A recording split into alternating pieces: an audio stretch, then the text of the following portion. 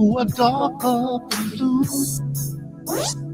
Don't let us hang around this town and let what others say come true. We're just good for nothing. They all figure a boy should roll up his jigger.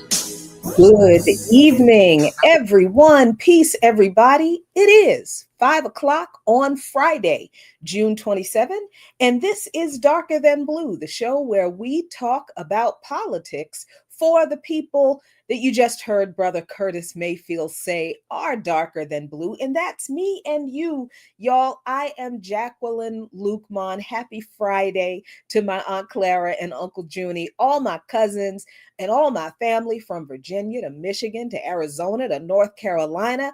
And welcome to all of you listening on the radio at 89.3 FM, listening online at WPFWFM.org, or watching on Black Liberation Media on YouTube and Facebook, and Lukeman Nation on Facebook, Instagram, and Patreon, wherever and however you connect with me.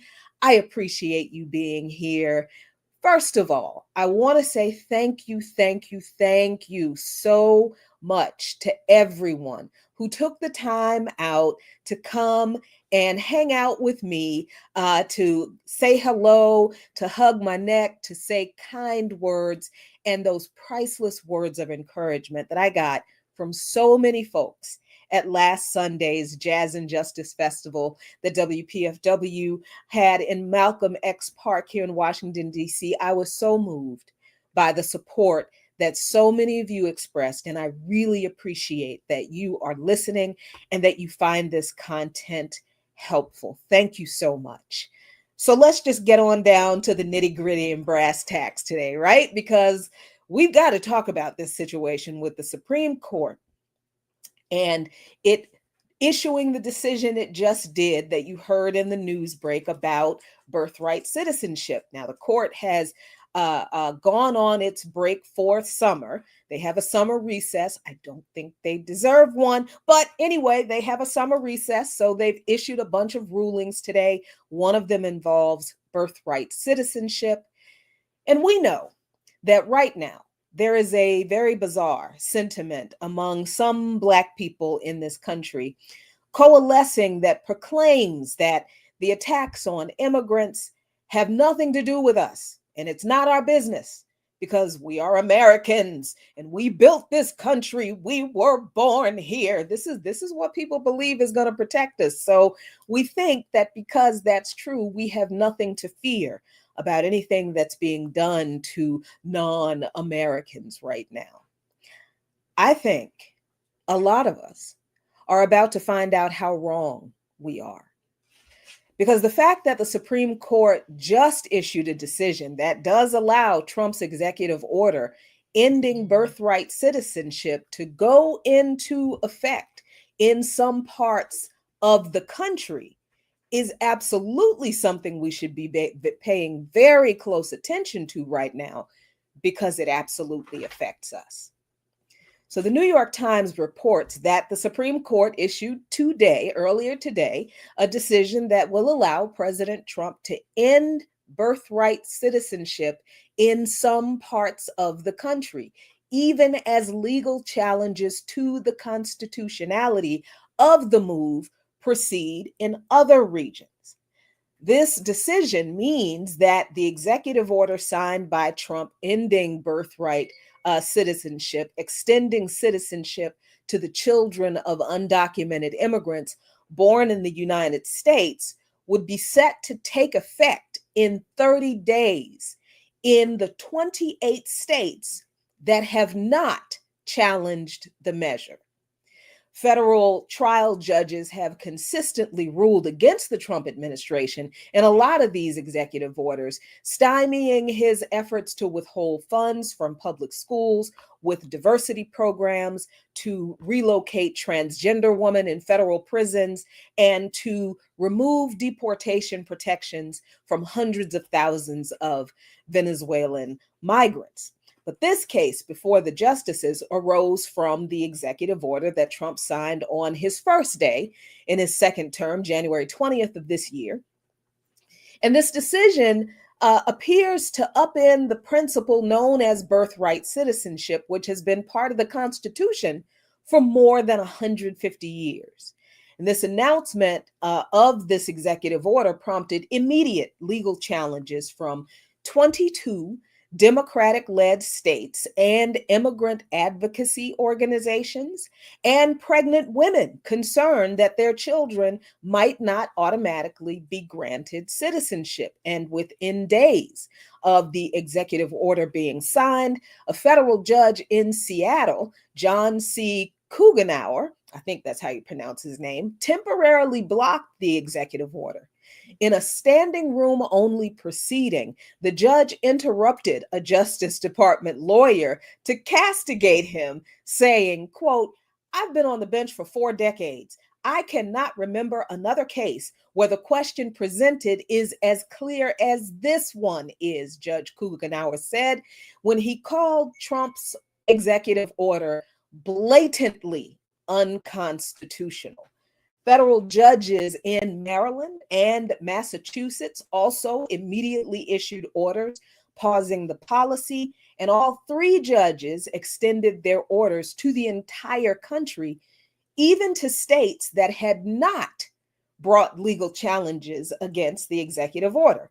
Then on March 13th, the Trump administration filed an emergency application asking the judges to weigh whether such nationwide injunctions were legal.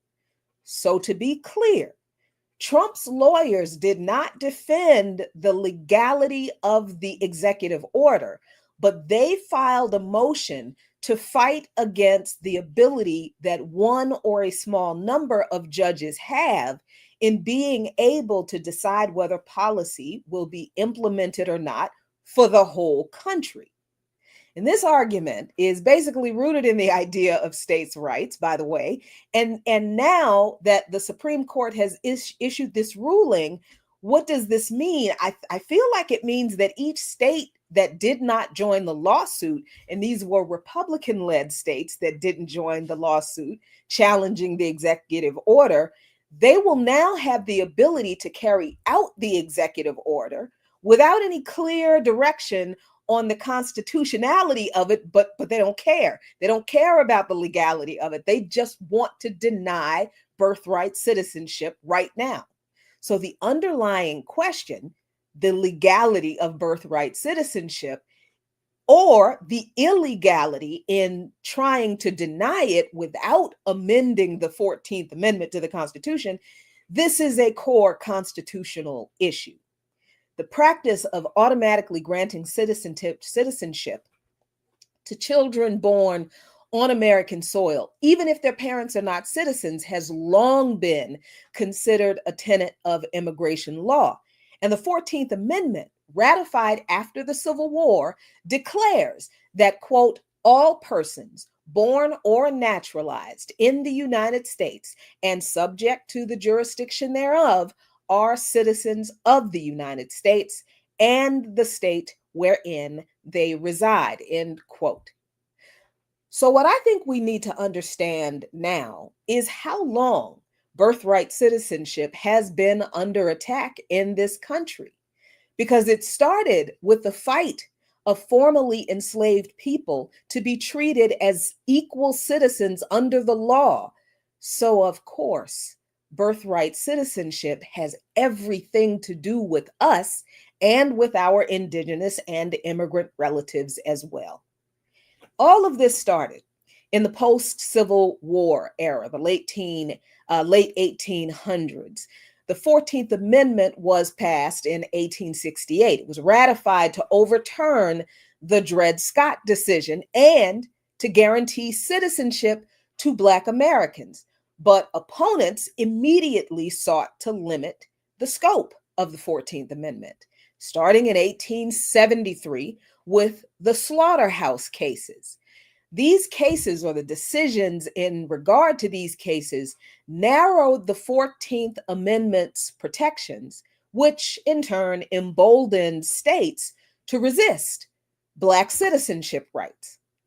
Then in 1882 to 1943, there was this whole era where nativists in this country tried to keep Chinese people out. There was it was called the Chinese exclusion era, where US European white nativists argued that Chinese immigrants' US born children should not qualify for citizenship, which led to an 1889 case called Wong Kim Ark, which the decision in that case upheld birthright citizenship.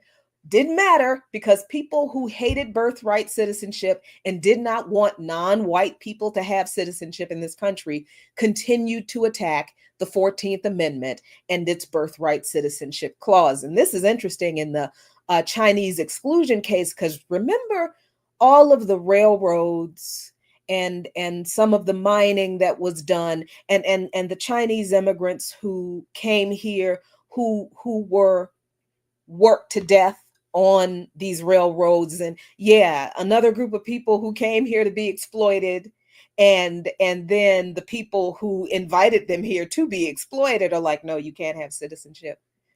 Yeah.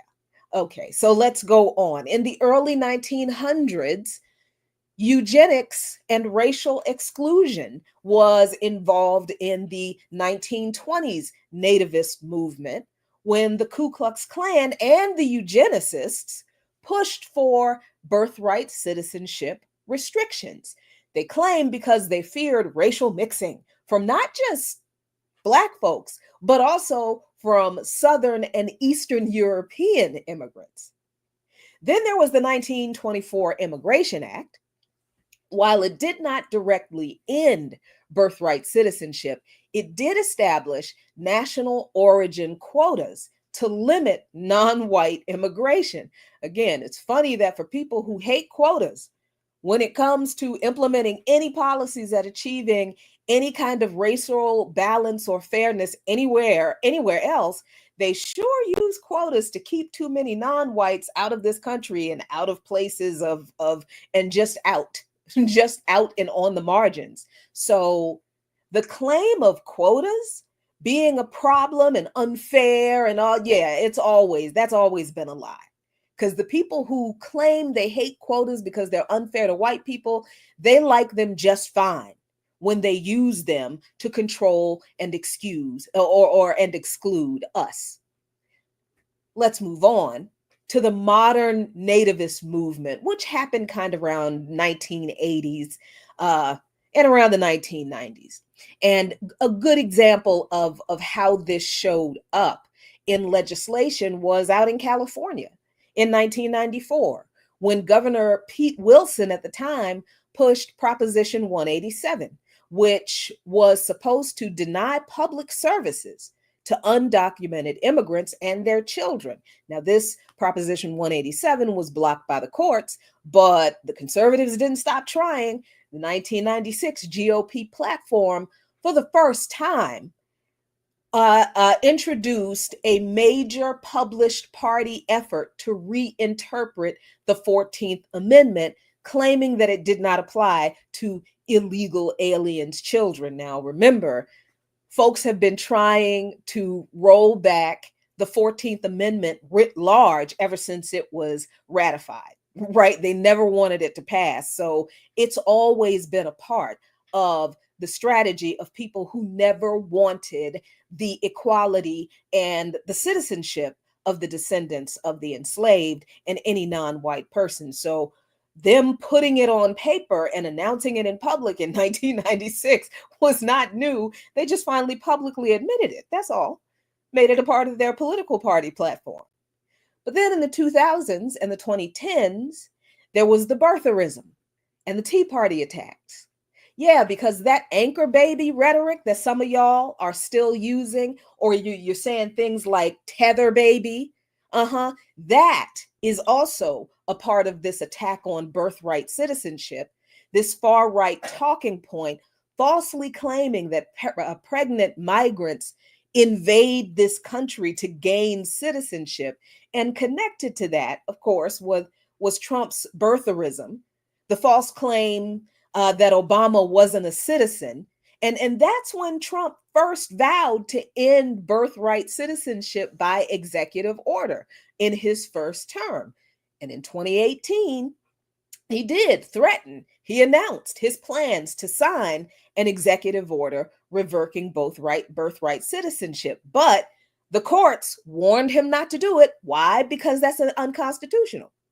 You cannot overturn a constitutional amendment by executive order. That is illegal to do. So that's why Trump didn't do it, the carry out his threat that he made in 2018 then, because the courts actually spoke up and said, nope, can't do it. But then we go further. 2020s, state level assaults, and this great replacement conspiracy that began to emerge. How about in Arizona in 2010 and Texas in 2021? These two states attempted to deny birth certificates to children of undocumented parents. Now, the court struck these efforts down too. Then I have to mention Project 2025 from the Heritage Foundation, this recent, or at least documented, far-right plan for a future GOP president to unilaterally reinterpret the 14th Amendment. But again, I just said that in 1996, reinterpreting the 14th Amendment was part of the GOP's public political policy platform for the first time. Although ever since the 14th Amendment was ratified, the white supremacists have been trying to get rid of it the whole time. So the ending of birthright citizenship has been a white supremacist, settler, colonial, conservative, white, and even moderate liberal, because if you don't actively do anything to protect the people the opposition are trying to hurt, you might as well just not be there. You might as well just step on out of the way and not be a middleman who's not doing anything. So this attack on birthright citizenship is not new, because it was included in this Project 2025 document. Project 2025 is literally just them putting on paper what they've been doing all this time.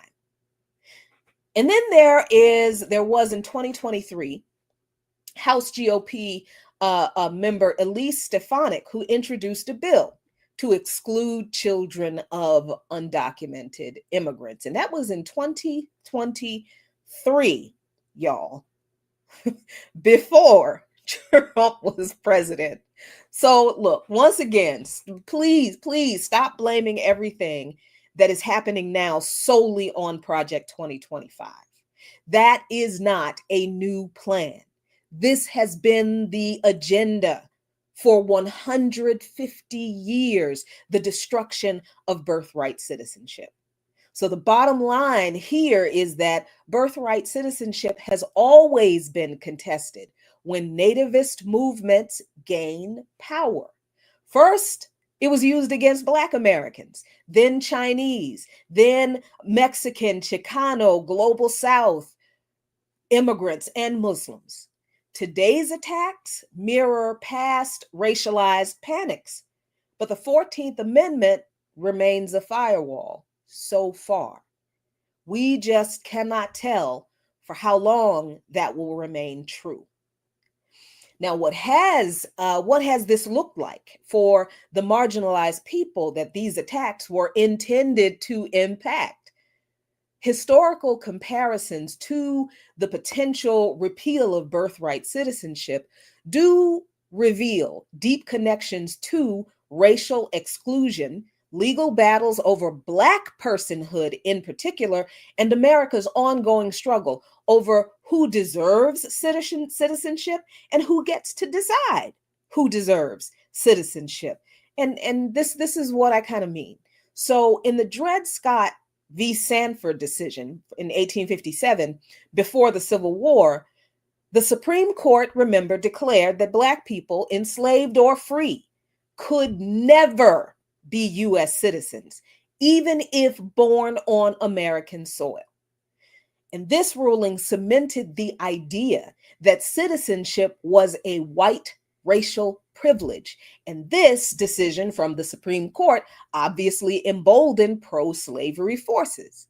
So ending birthright citizenship now could revive this tiered system where certain people, like the children of undocumented immigrants, are excluded from full rights, exactly like the logic in the Dred Scott decision.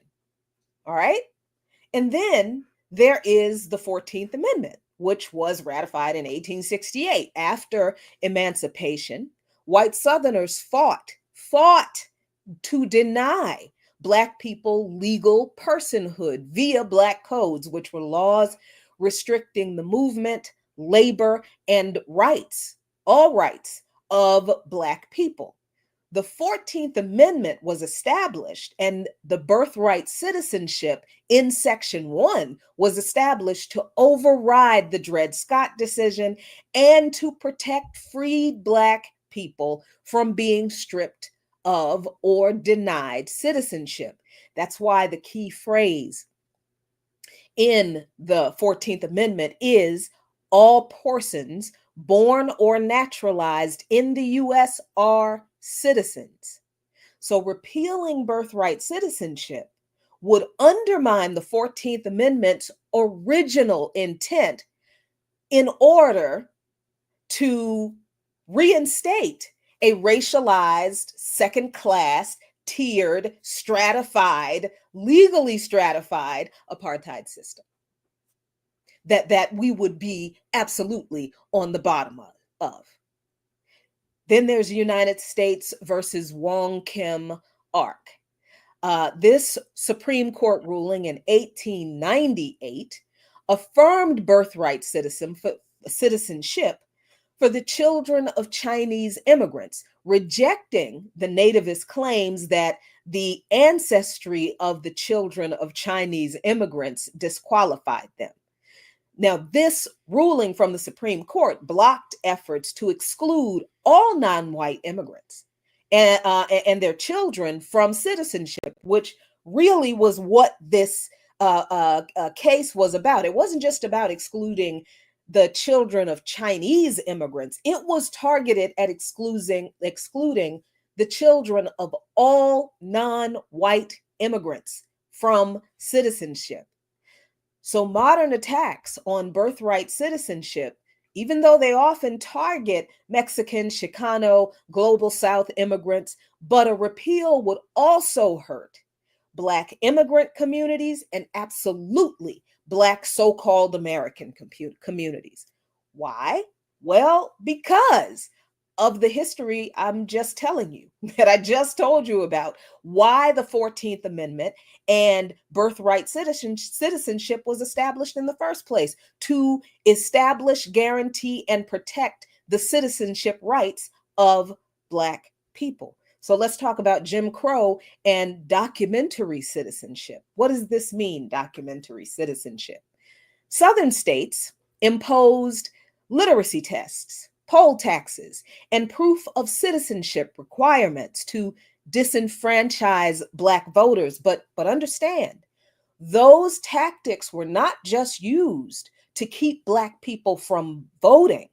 Those tactics were used as a way to challenge the very citizenship of Black people, to make the case that because most Black people could not pass these tests and could not provide proof of citizenship, they were not citizens, so they had no right to vote. So when we say that our ancestors fought and died for the right to vote, we are wrong. Our ancestors fought and died to be allowed to have the same rights under the law as everybody else. Our ancestors fought and died for citizenship and human rights, protection under the law, equal protection under the law in every aspect of society, not just the right to vote. So we have to understand that these poll taxes and literacy tax, it wasn't just to keep Black people from voting. It was to deny Black people any aspect of citizenship. So today, ending birthright citizenship could continue to force marginalized groups like us to prove our citizenship status, reviving this discriminatory bureaucracy. An example, again, is this birtherism attack against Obama, demanding his birth certificate. And we should have seen how racialized document checks could escalate in that way. Because while a lot of people are listening saying, well, I've got a birth certificate, I can prove my citizenship. Well, he did too. He did too. He actually had two birth certificates. He had the one with his cute little baby feet, like we all have on the parchment paper with the nice little gold stamp. Well, all of us of a certain generation, I guess. But he also had the state official so-called long form birth certificate. That thing was up on billboards, and the people who put the billboards up had a picture of the long form birth certificate, still demanding that Obama show his birth certificate. Even the legal, legitimate, valid, state approved, sanctioned, and issued birth certificate was not enough to satisfy the people who were demanding his papers. So if they weren't satisfied by Obama's state official birth certificates, why do you think they're going to be satisfied with your cute little baby feet on that parchment paper? Especially since the parchment birth certificate, that is not considered an official documentation of birth anymore. The so-called long form birth certificate that you get from the state, that when you have to send your hospital issued parchment birth certificate into your state records department, and they will send you back your parchment paper hospital issued birth certificate with your cute little baby footprint on it, and they will send you the official state long form birth certificate. That's what happens now. I don't understand how people who if you remember the way they treated Obama, no matter what he produced, it was never good enough. How do you think you're going to escape that kind of treatment?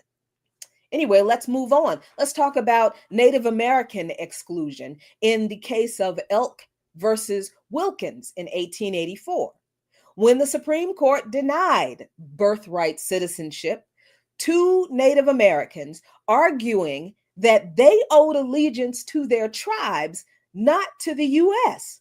Now, this wasn't even a question of where they were born. The Supreme Court denied Native Americans birthright citizenship because they didn't like that they were loyal to their tribes, and they wouldn't pledge allegiance to the country that was built off of their genocide and the theft of their land. Yeah, that's what the Supreme Court in this country decided. But this decision was reversed. The Indian Citizenship Act of 1924. Well, actually, this says the courts. I'm not sure if this was a Supreme Court decision, but this decision was reversed with the Indian Citizenship Act of 1924.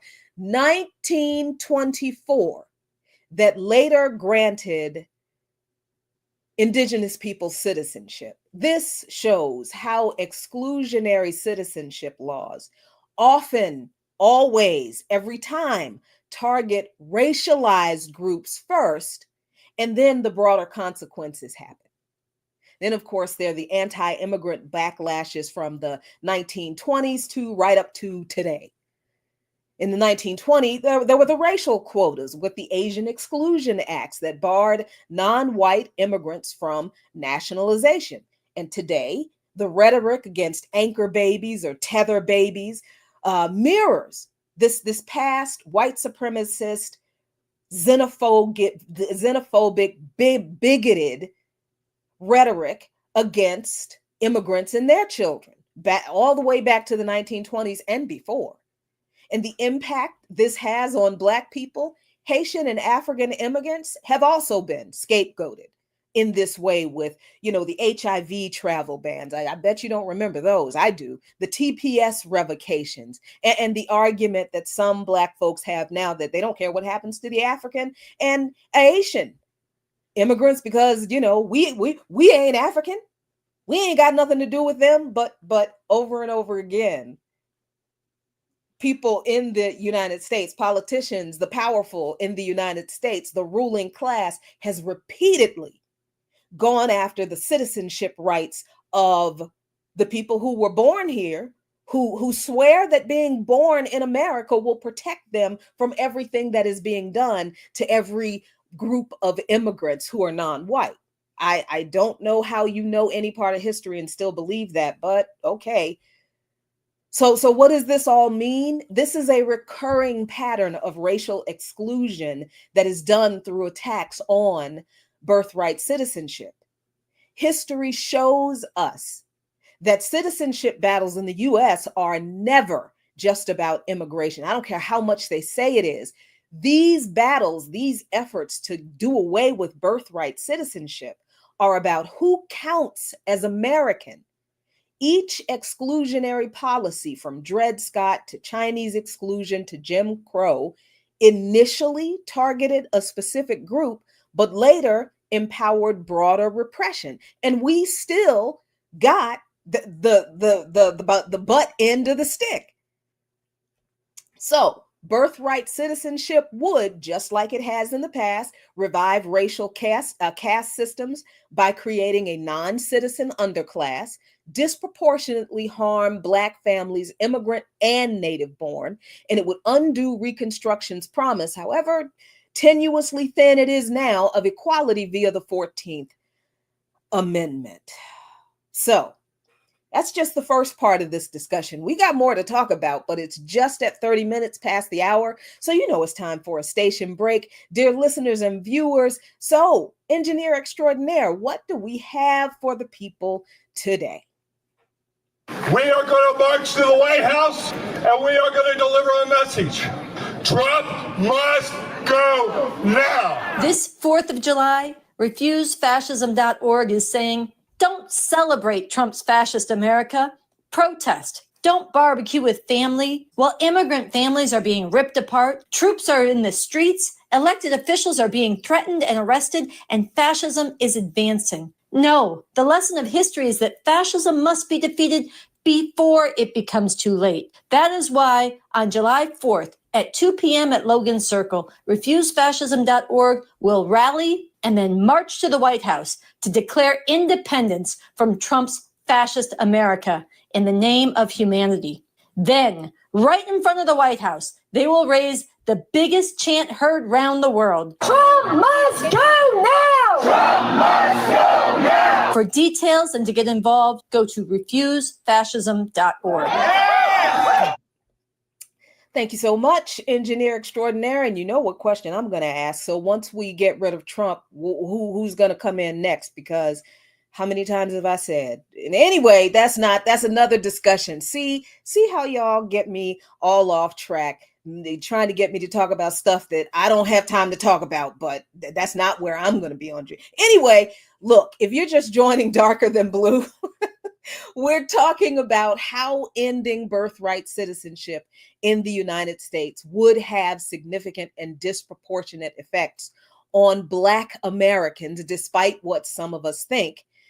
And now I want to talk a little bit about how that would look both directly and indirectly, just to kind of make it real clear for people who are still confused. Now, again, the Supreme Court issued a decision today that lifted the nationwide ban on the implementation of Trump's executive order against ending birthright citizenship. Stop, Kimati. Using the argument that not arguing the legality or the constitutionality of the executive order, but they argued that one judge did not have the right to impose a ruling on the entire country. So now what happens is the states that did not join the lawsuit, all Republican-led states, against Trump's executive order, will now, after 30 days from today, will now be able to go forward with implementing the executive order to do away with birthright citizenship. Only in those states, in the 22 Democrat-led states that sued, to stop the executive order, they have 30 days now to continue with their case. So that's what happened with the Supreme Court and birthright citizenship today. So let's talk about what a repeal of birthright citizenship could mean in material terms for Black people, since we think that it doesn't matter to us. There will be, if it happens, a disproportionate impact on Black immigrants and their children. Because what ending birthright citizenship would mean for them would be to create a generation of stateless or undocumented children. It would increase deportations and family separations within Black immigrant communities. One has to happen for them to do the other. And then it would, in the meantime, it would limit access to education, healthcare, and employment for those affected children and their families. Now, I don't understand how people who just watched the Supreme Court eviscerate affirmative action in college admissions for Black students. I don't know how we know that the reason we don't have universal health care is largely because white people don't want Black people to get free stuff or handouts. And I don't know how we know that we're still discriminated against and underpaid in the workforce.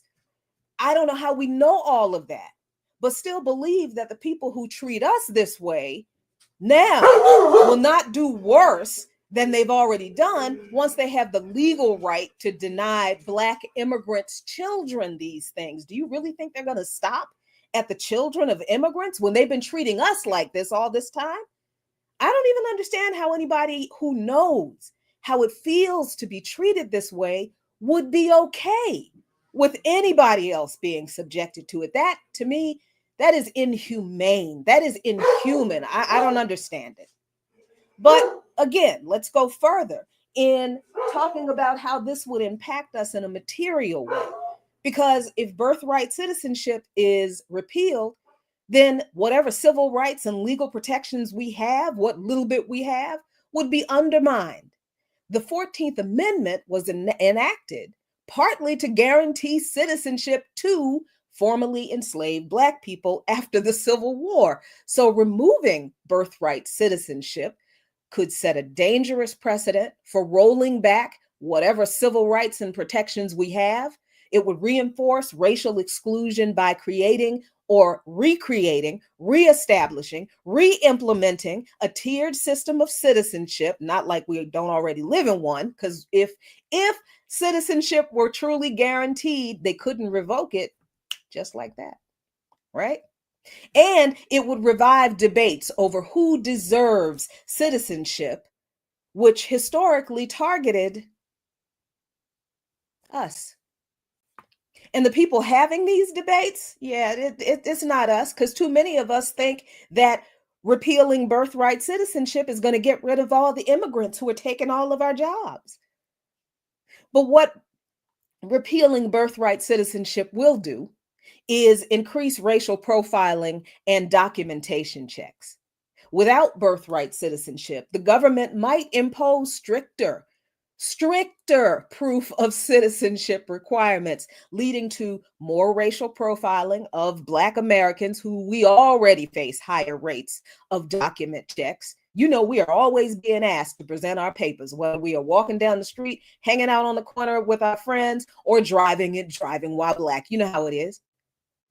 Burdensome bureaucratic hurdles for Black families to prove our children's citizenship will be erected. Like I said, you think they're going to stop with immigrants' children?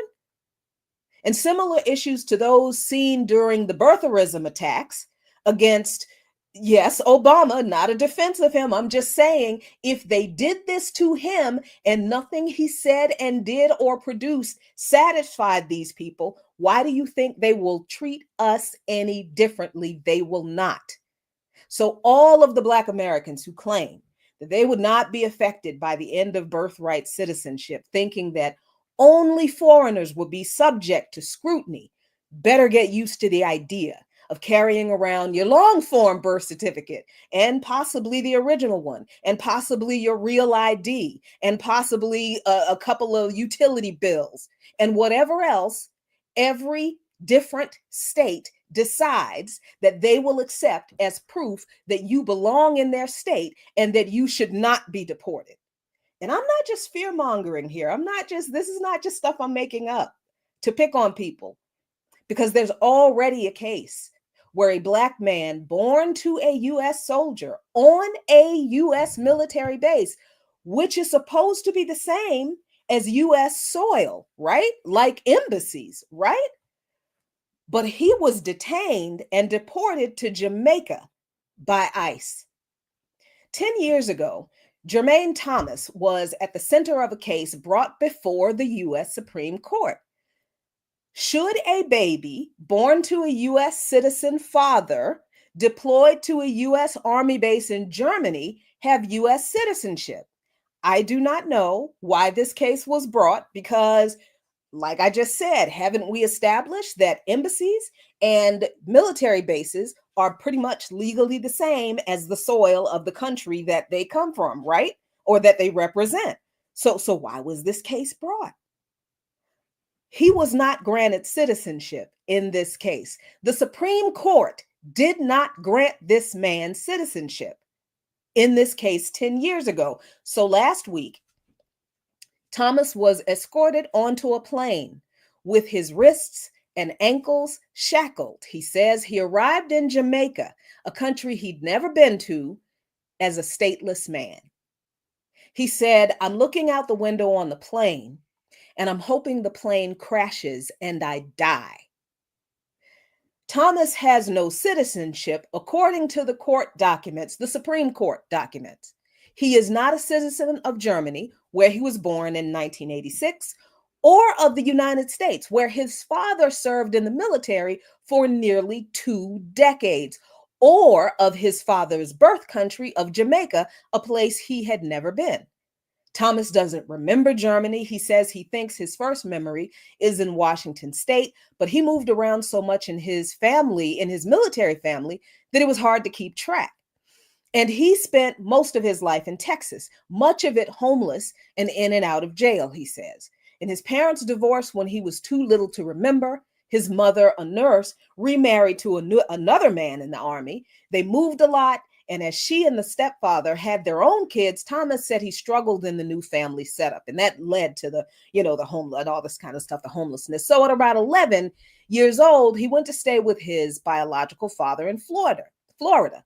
By then, his dad was retired from an 18-year career in the US military, and his dad died from kidney failure not long after in 2010. So this is the point at which Jermaine kind of goes off track, because now he has no family that he's close to. But you need to remember that there have been, or maybe you need to know if you didn't realize, that there have been US politicians, and there are US politicians serving right now, who have been born on US military bases overseas.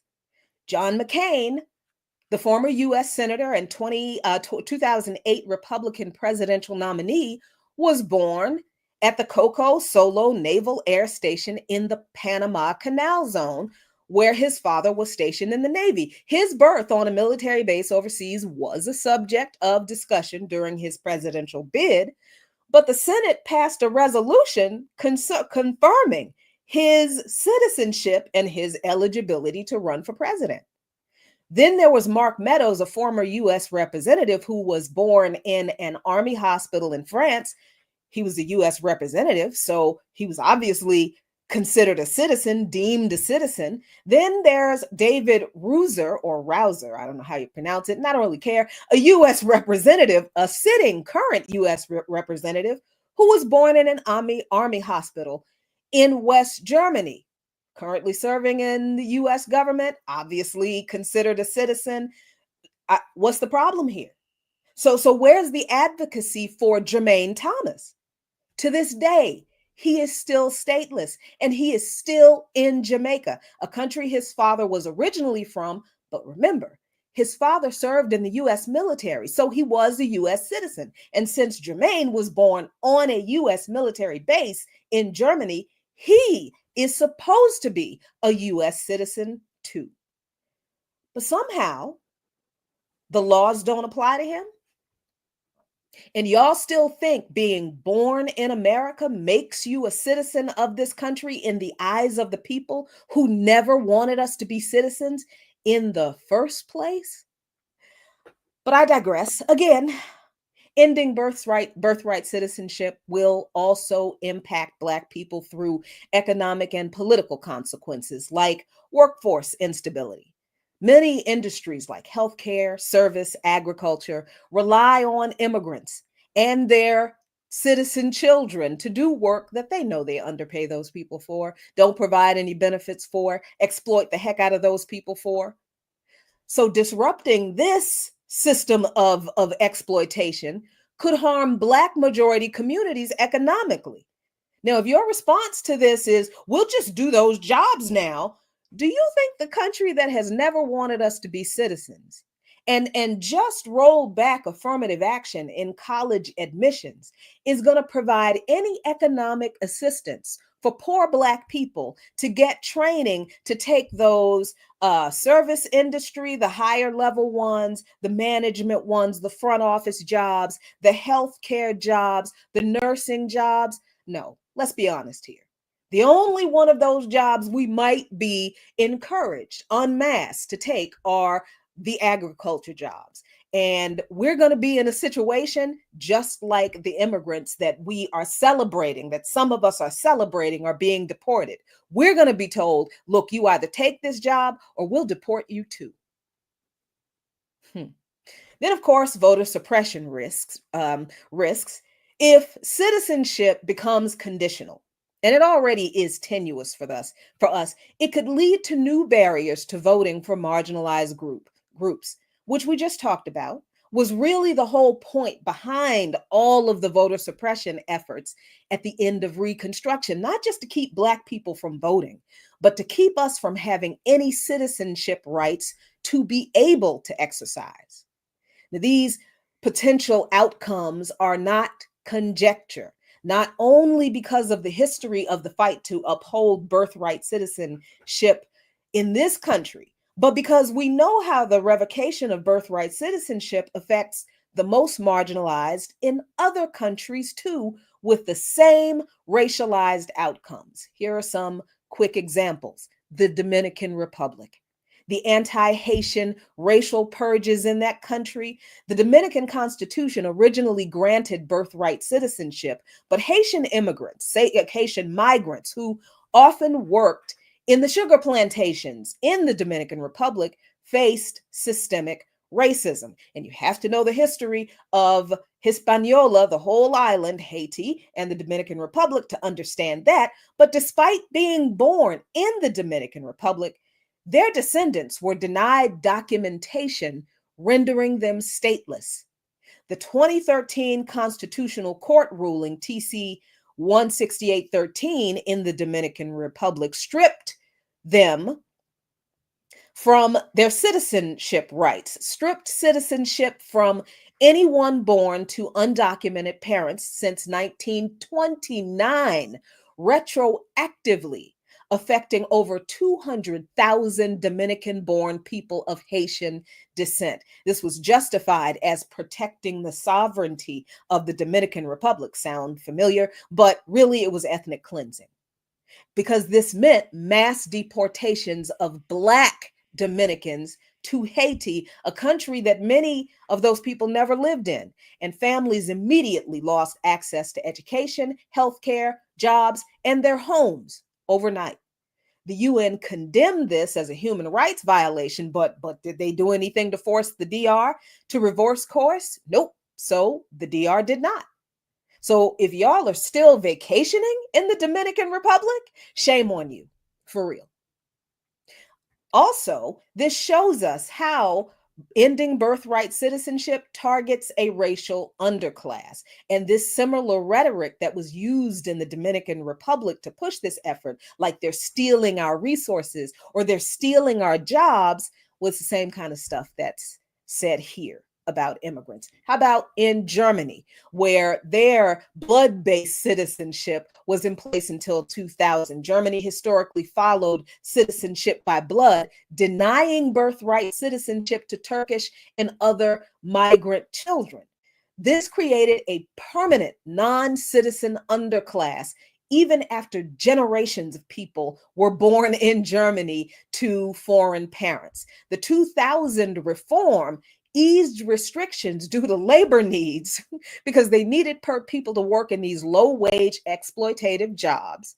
So they had documentation and citizenship requirements for these jobs. So they had to ease those restrictions so they could let these people who they denied full citizenship to be able to work in these jobs. But they still didn't give them full citizenship. Right? Even though they eased restrictions to meet these labor needs, the dual citizenship bans still forced Turkish Germans to choose an identity. And the racialized impact was obvious. Turkish and Arab communities faced documentation raids, job discrimination, political exclusion. And of course, this is just like what's already in existence here and will be made worse. A second-class status for Chicano, Mexican, Global South immigrants, and Black immigrants and their families, and us too. In India, the Assam NRC and anti-Muslim exclusion. India's National Register of Citizens, or the NRC, required Assam residents to prove pre-1971 ancestry. And this thing targeted Bengali Muslims in particular, many of whom lacked the documentation required due to the poverty enforced upon them by the marginalization that the Indian government carried out against them already. Sound familiar? What did this mean? 1.9 million people, mostly Muslim, were declared non-citizen and forced into detention camps. There were Hindu exemptions that were carried out or implemented under the Citizenship Amendment Act of 2019, which made the policy explicitly anti-Muslim because the Hindus who were caught up in the original legislation were now exempted from the legislation. So the only people the legislation targets are the people it intended to target in the first place, Muslims.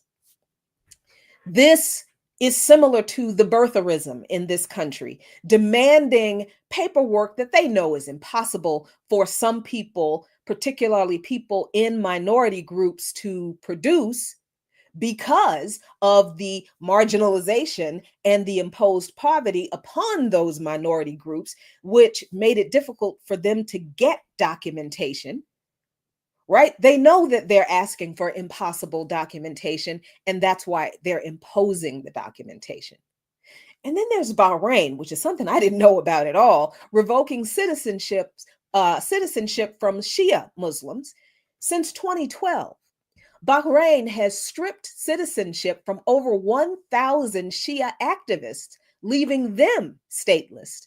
They justify this as fighting terrorism because, only Muslims are terrorists, right? But clearly, this is xenophobia, Islamophobia, and sectarian exclusion. This teaches us that when citizenship is conditional, governments will always weaponize it against dissident groups as well as the marginalized.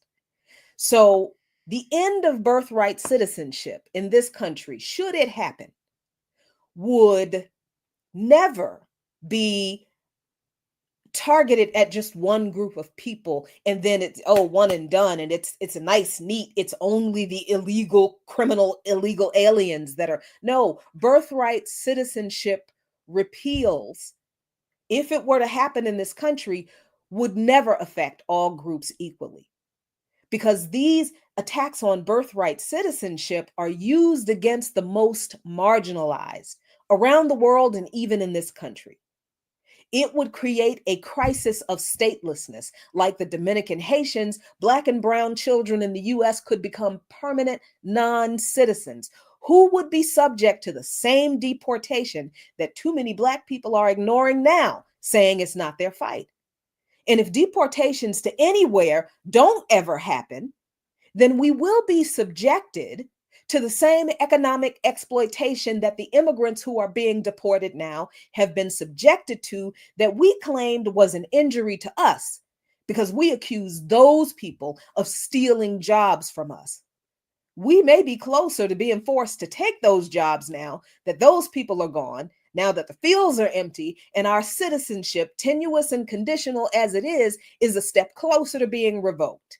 We may be put in the same situation immigrants were faced with. If we want to eat, we better accept any job at any pay and shut up about it, or else be imprisoned or deported, which is why we should have been fighting for the rights of all workers, including immigrant workers, the whole time. And then if birthright citizenship is repealed, documentation traps will go far beyond stop and frisk. Systems like India's NRC, show how prove your status law, show your papers, are really racial purges. So the bottom line for us, the 14th Amendment was designed to prevent this kind of exclusion. And history shows that when birthright citizenship falls, racialized groups suffer first and worst. So I hope you are much more clear on why birthright citizenship is so important and absolutely is connected to the struggle for liberation, real freedom, and actual justice for Africans in this country, and how it is connected to the struggle of marginalized people around the world for the same thing. But I'm out of time for this episode of Darker Than Blue. I thank you so much for joining me. Please hang out with me. Well, actually, it won't be me next week. We will be having special July 4th programming, not celebrating a revolution of the landowning class, but really talking about what revolution is from the people. You won't hear Darker Than Blue next Friday, but you will hear lots of revolutionary, people-focused July 4th commentary that you don't want to miss. But until next time, luta continua. The struggle absolutely continues. But if we keep learning our history, connecting it to our struggles today, and connecting our struggles to those of people around the world fighting the same system, Victoria Acerta, victory is certain. Peace.